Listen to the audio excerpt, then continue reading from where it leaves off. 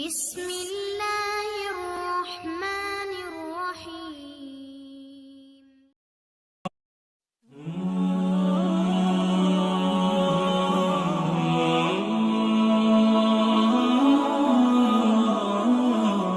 جو بھی انسان اس دنیا میں آیا ہے اس کے آنے سے پہلے ہی اللہ تعالیٰ نے 3 چیزیں اس کے مقدر میں لکھ دی ہوتی ہیں۔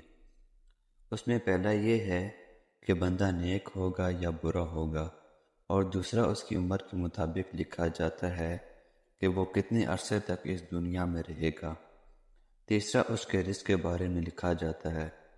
اگر وہ شخص برا ہے اور گناہوں میں مشغول رہتا ہے تو وہ دعاؤں اور مختلف وظائف کے ذریعے اللہ تعالیٰ اس کی حالت کو بدل دیتے ہیں۔ جو بھی شخص اس دنیا میں آتا ہے، چاہے وہ مسلمان کے گھر میں آئے یا کافر کے گھر میں یا یہودیوں کے گھر میں، وہ اپنے آپ کو اس ماحول کے مطابق ڈال دیتا ہے۔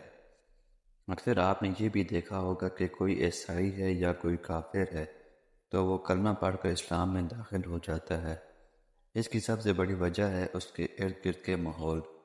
اس کے ماحول کو اچھا ملا تو اس نے اسلام قبول کر لیا، اور جب وہ اسلام میں داخل ہو جاتے ہیں تو اللہ تعالیٰ ان کی تقدیر کی تحریر کو بدل دیتے ہیں، اور وہ تحریر یا تو دعاؤں کے ذریعے بدل جاتی ہے یا پھر وظائف کے ذریعے سے۔ جب کوئی دوسرے مذہب کا شخص اسلام میں داخل ہو جاتا ہے تو اس کے خاندان والے اور جتنے بھی رشتہ دار یا دوست احباب ہیں وہ اس سے نفرت کرنا شروع ہو جاتے ہیں اور اس کو اپنے سے الگ کر دیتے ہیں، اور وہ بندہ اکیلا رہ جاتا ہے۔ پھر اللہ تعالیٰ اس شخص کی مدد فرماتا ہے اور ایسی مدد کرتا ہے کہ وہ سب سے آگے نکل جاتا ہے۔ ایسے لوگوں کے لیے ایک بہت ہی زبردست وظیفہ لے کر حاضر ہوا ہوں۔ اس کے ذریعے سے وہ ہدایت بھی پائے گا اور حلال رزق بھی حاصل کرے گا۔ آپ نے کرنا یہ ہے کہ جمعے کے دن 21 مرتبہ سورہ فاتحہ اور 21 مرتبہ سورہ کوثر اور 41 مرتبہ سورہ اخلاص پڑھنی ہے، اور اس کے اول و آخر میں 3 مرتبہ آپ نے درود ابراہیمی بھی پڑھنی ہے۔